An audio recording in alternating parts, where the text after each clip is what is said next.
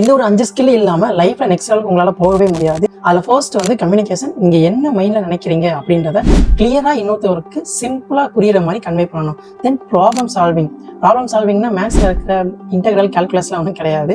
சிம்பிளாக சொல்லணும்னா, நான் இப்போ ரெகுலராக இங்கேருந்து இன்னொரு இடத்துக்கு போயிட்டுருக்கேன். அதுக்கு எனக்கு டிராஃபிக்கில் 1 hour ஆகுது. பட் இன்னொருத்தர் வந்து என்கிட்ட இந்த வழியாக போகாதீங்க, இங்கே லெஃப்ட் கட் பண்ணி அது ரைட் கட் பண்ணிங்கன்னா உங்களால் ½ an hourல போக முடியும் அப்படின்னு ஒரு சஜஷன் சொல்கிறாங்கன்னா, அதுதான் என்னோட ப்ராப்ளத்தை சால்வ் பண்ணுறாங்க. இந்த ஒரு திங்கிங் அண்ட் ப்ராப்ளம் சால்விங் மென்டாலிட்டியை இம்ப்ரூவ் பண்ண பாருங்க. தென் அதுக்கப்புறம் வந்து digital and tech literacy. So இதில் வந்து நான் ஏஐ படிங்க, கோடிங் படிங்க அப்படிலாம் சொல்ல வரல.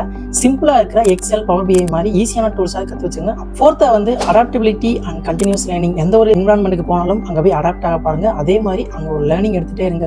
என்னென்ன முடியுமோ அதுக்கப்புறம் கண்டினியூஸாக லேர்ன் பண்ணிகிட்டே இருக்கணும். காலேஜ் முடிச்சதுக்கப்புறம் புக்கு தூக்கி போட்டோம்னா அதுக்கப்புறம் புக்கவே தொடக்கூடாதுன்னு இருந்தீங்கன்னா லைஃப்பில் அப்படியே தான் இருப்பீங்க. நெக்ஸ்ட் லெவலுக்கு போகணும்னா கண்டிப்பாக நிறைய விஷயங்களை படிச்சு தான் ஆகணும். ஃபைனலாக வந்து நெட்வொர்க்கிங் அண்ட் மென்டார். ஸோ நெட்வொர்க்கிங்கை பொறுத்தளவுக்கு நீங்கள் எப்படி திங்க் பண்ணுறீங்களோ அதே மாதிரி திங்க் பண்ணுற ஒரு வாட்ஸ்அப் குரூப்போ அந்த மாதிரி இன்ஸ்டாகிராம் குரூப்லையே நீங்கள் சேர்ந்துங்க. அண்ட் மென்டாரை பொறுத்தளவுக்கு உங்களால் என்னென்ன புக்ஸ்லாம் வாங்கி படிக்க முடியுமோ அது யூடியூப் சேனல்ஸ் இருந்துச்சுன்னா அங்கே இருந்தெல்லாம் ஸ்கில் லேர்ன் பண்ணிக்கலாம். ஸோ இதுக்காக காசு கொடுத்தா போகணும்னு அவசியம் கிடையாது. ஸோ இந்த ஒரு 5 ஸ்கில் தான் ரொம்ப ரொம்ப இம்பார்ட்டன்ட் நீங்கள் லைஃப்பில் நெக்ஸ்ட் லெவலுக்கு போகிறதுக்கு. லைஃப்பில் எதையாச்சும் பண்ணி நெக்ஸ்ட் லெவலுக்கு போயிடணுன்றான்னு சொல்லிட்டு இருக்க அந்த ஃப்ரெண்டுக்கு மறக்காம இந்த வீடியோவை ஷேர் பண்ணிவிட்டுருங்க. அண்ட் ஒரு லைக்கிங் கொடுத்துருங்க. பாய்.